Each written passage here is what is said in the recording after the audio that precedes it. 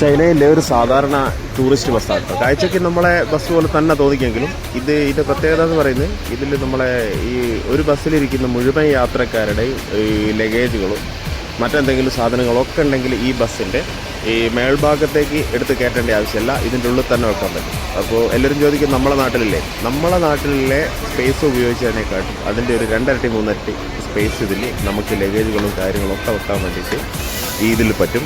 അപ്പം ഇതിൻ്റെ ചേസസ് കാര്യങ്ങളൊക്കെ നിർമ്മിച്ച ഇതിലെ വ്യത്യാസമാണ്. ഇതൊക്കെയാണ് നമ്മളെ ഈ അശോക് ലൈലൻഡും ടാറ്റക്കാരും ഒക്കെ കണ്ടുപിടിക്കുന്നത്.